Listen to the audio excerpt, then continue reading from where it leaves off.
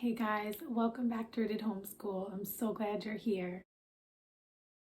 If you're new here, I'm Christina. I'm a homeschool mom of 5 kids, ages 1, 2, 5, 9, and 13.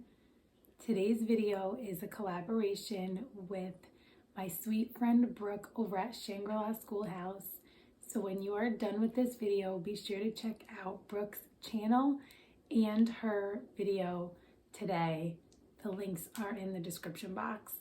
If you don't know Brooke, either from here on YouTube or over on Instagram, Brooke is a mom of 2. She has one 2-year-old and one preschooler, and she's such a sweet mama. She shares a lot over on her Instagram, and she's getting ready to go on a family vacation with her family, so I'm super jealous. We are both sharing our top 5 with you today, but we're covering something a little bit different. So I am sharing with you today my top 5 pieces of advice for homeschooling on the hard days. And Brooke is sharing with you guys her top 5 supplies for homeschooling.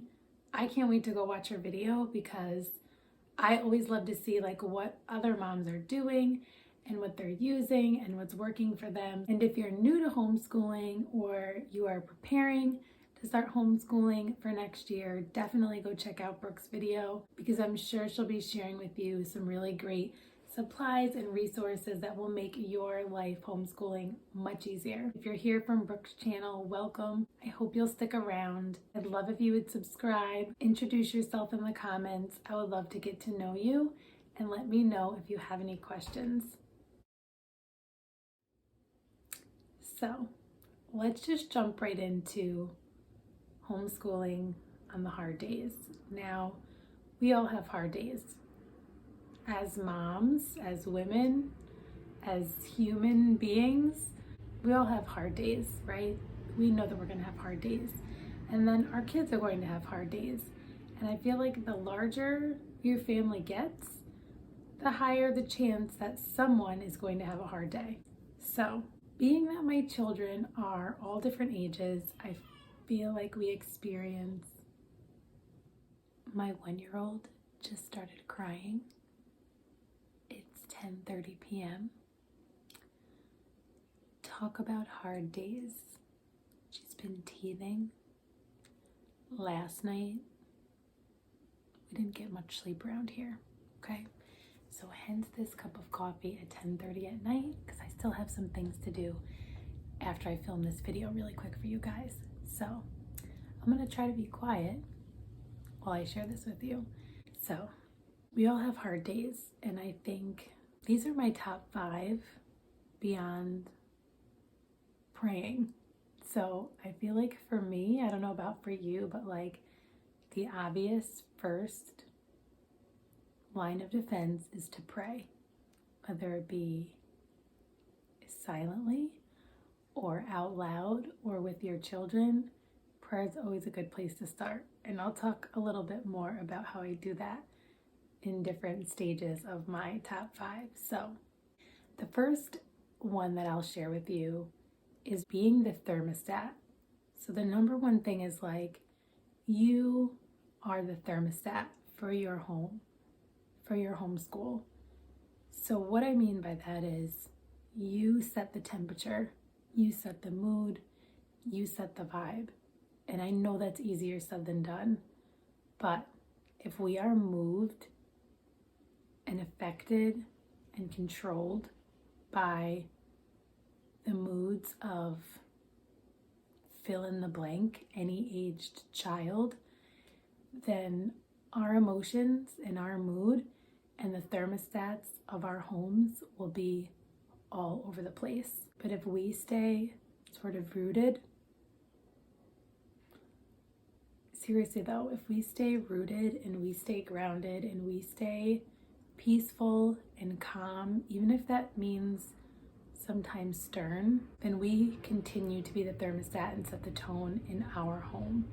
And so that is my first piece of advice to you is don't match their emotions.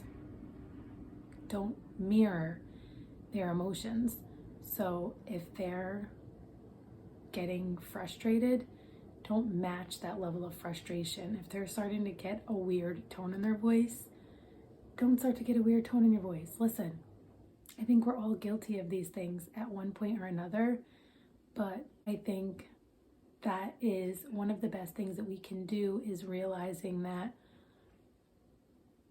it's really important for them to know that we are the thermostat in our home. Other than God, other than the Holy Spirit, I feel like, obviously not for everyone, but for me that goes without saying.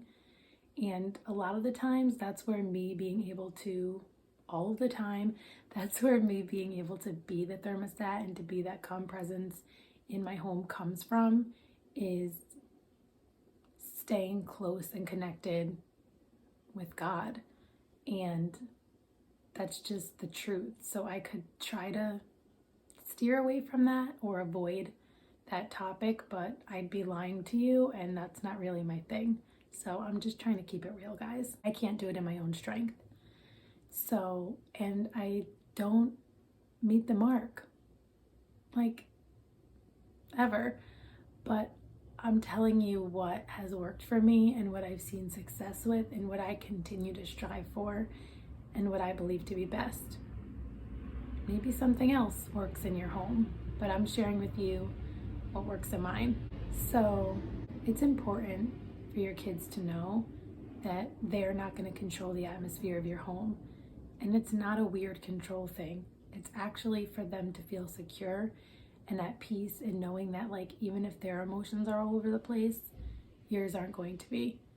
Even if they're treating you not the best, doesn't mean that you're going to treat them not the best. Now, don't get that confused. I am not suggesting that you tolerate disrespect, because believe me, that is not my thing. However, I think we always want to approach all of those situations first with grace. And that's my number 2, is to give grace. Definitely to yourself, because I think we very easily could be the one having the hard day. We very easily could be the one who's low on patience, who's tired, who's burnt out, who's, quite frankly, hangry. Because how many times, like, I don't know about you, but do I just like wait to eat because it's just not a convenient time and I need to keep things rolling and I need to keep everyone's attention and I need to get in all of the things. So give yourself grace, moms.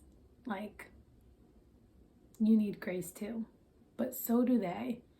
So I think, like, without being super cheesy, like, the golden rule does really apply, right? Like,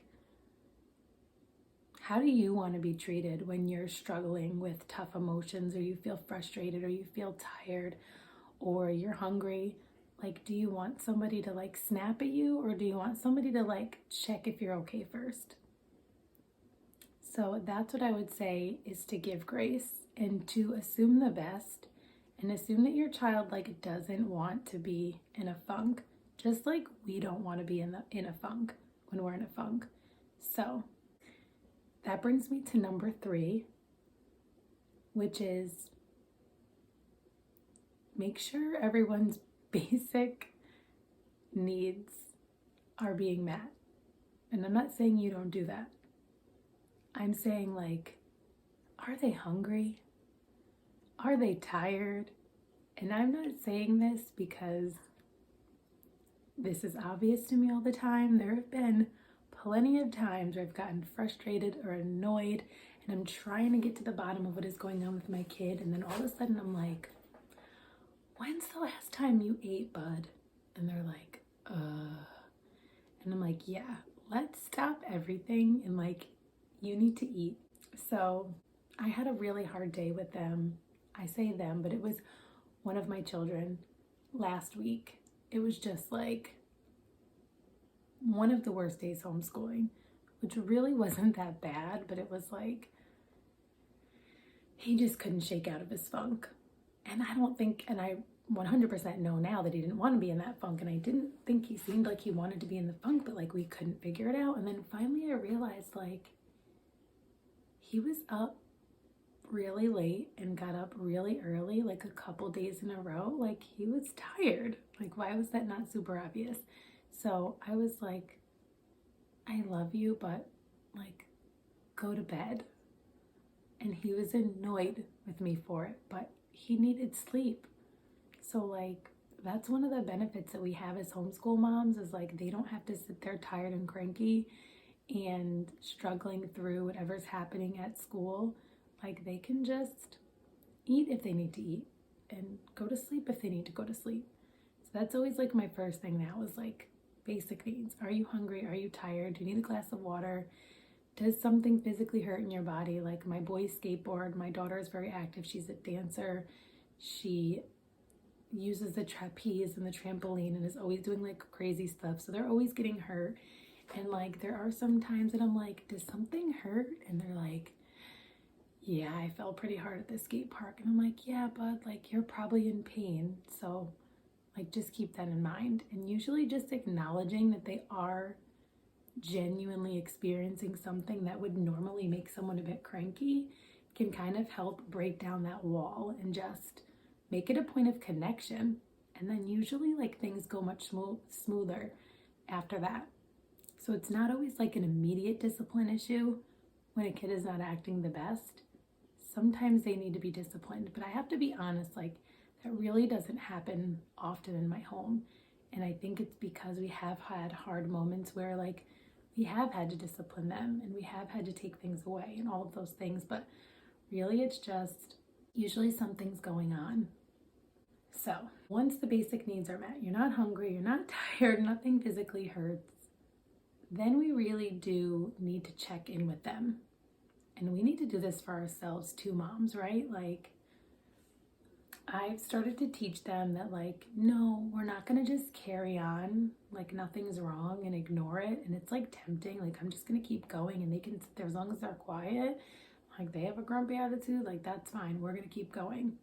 Sometimes I wanna do that, but there's always this thing inside me that's like not at peace with that. So maybe that works for you guys. Maybe they snap out of it. I don't know. Mine don't. So usually it's worth the time that it takes to stop everything, and it can be uncomfortable and they can be annoyed with it at first because sometimes they just like don't want to go that route. And I'm like, no, like I care too much about you to think that there's something wrong and just ignore it. And sometimes like that's hard to do if you aren't able to kind of separate and realize like it's not always personal. Like, so don't take it personal. And if they give me the nothing's wrong, nothing's wrong, nothing's wrong, I'm like, okay, but so either something is wrong and we need to figure it out, or like you're just being really rude and I don't think that's who you are. So maybe let's just take a minute and everybody be quiet. Let's take some deep breaths. Let's kind of pray quietly to ourselves. Let's check in with ourselves. Maybe even ask God like to show us like what's going on right now? What's bothering me? Did something happen earlier in the day that's bothering me? Did someone say something that is bugging me? Am I worried about something? Am I scared about something? What's going on? I can tell you 9 times out of 10, maybe more than that, especially with my 13-year-old, he's usually like, well, there is something that happened earlier today. And then we talk about it and he's literally like a new kid. So I think it not only helps with homeschooling on a hard day, but also just continuing to build relationships with our kids as they go through different seasons of life and as they grow. The different seasons are different. The different ages are different. And so we have to just adjust and grow with them. And I'm still figuring it out, but I'm going to share it with you as I go. So that brings me to number 4. Sometimes the hard day cannot be there's anything emotionally wrong. They're not hungry. They're just plain like goofy and wild and just can't sit still and just can't keep it together. They're just super silly, making jokes the whole time. And I love that they have fun, but sometimes it's like, all right, like we need to like chill out and focus now. And sometimes that's possible, but sometimes you just need to move. And this could be a number of things. Maybe you need to move locations. So maybe you're at the table and they're sick of sitting at the table. So go hang out on the couch. There's times we've done our lesson on the trampoline, which seemed like a crazy idea at the time. And I'm like, is this like a really bad idea?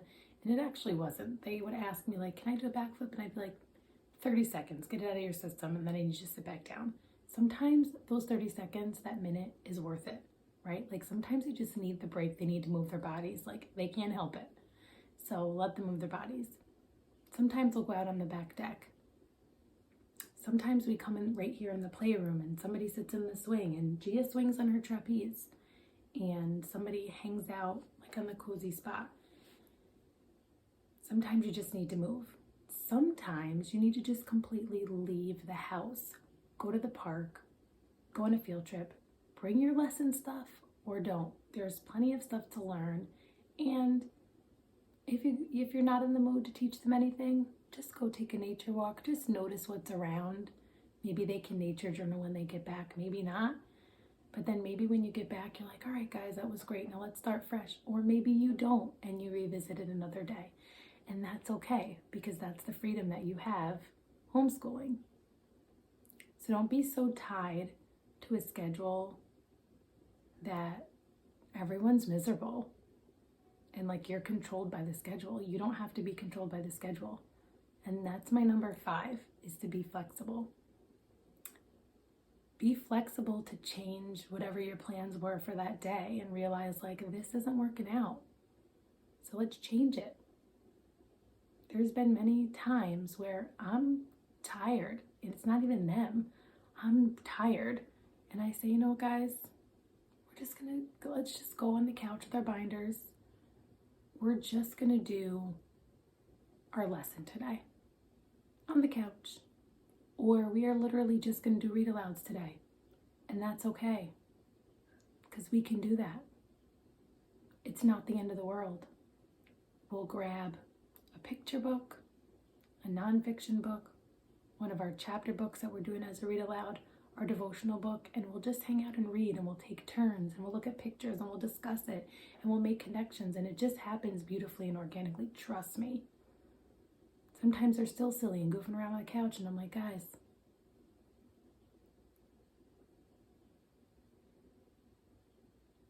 and you know what? If you're too tired to read aloud, break out a board game. There's a lot to be learned by board games.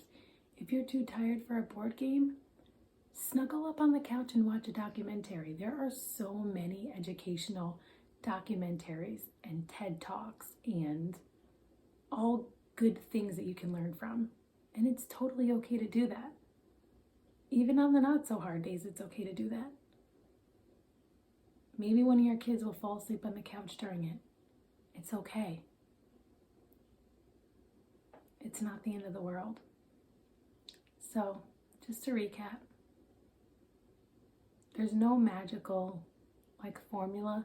So I'm sorry if you were looking for a magical formula, but these are just the practical things that have worked for me so far with just 1 year in, but also just as a mom. A lot of these things apply far beyond homeschooling and lessons, just being a mom. So just to recap, number 1, be the thermostat. You set the temperature and the mood and the vibe in your home. So along with being the thermostat is giving grace, right? Extending grace as part of being the thermostat. Number two is making sure everyone's basic needs are met. Maybe you need to grab a snack, mom. Maybe you need to grab a cup of coffee while they go jump their sillies out on the trampoline and everybody comes back in 10 minutes and tries again. Number 3 is just to check in, to pray, to talk, to take a few minutes to be quiet, maybe take some deep breaths and figure out how we're feeling and name our emotions and talk about them together after a couple minutes of processing. Number 4 is to move. Move to a different location in your home, outside of your home. Maybe moving is actually just doing 5 minutes of yoga or stretching or jumping jacks or throwing on a silly video or dancing, turning up some music and having a dance party. It always seems like, ugh, I don't want to get them that off track, but it's always worth it. Number 5 is just to be flexible again. Just read or play board games, watch a documentary, whatever it takes to stay at peace, moms, because that's really the most important thing. History can wait for another day. Science can wait for another day, but peace in your home and in your family and in your relationships with your kids, that's where it's at. So I'd love to hear what things work for you guys. If there's something that I didn't mention that you're like, this is the golden ticket, please share it down below in the comments. If you have any questions or you want to know like more about any of these things that I mentioned, throw that in the comments as well. Again, introduce yourself if you're new here, or if you're not new here but you've never introduced yourself, just say hi. Again, if you're here from Brooke's channel, welcome. I hope you stick around. If you are not here from Brooke's channel, then definitely click the link in the description box to check out her video for her top 5 homeschooling supplies, and definitely check out some of the other awesome videos on her channel. Subscribe to her channel as well. If you like this video, click the like button, subscribe, hit the notifications button, and I hope to see you in my next video. And until next time, stay rooted.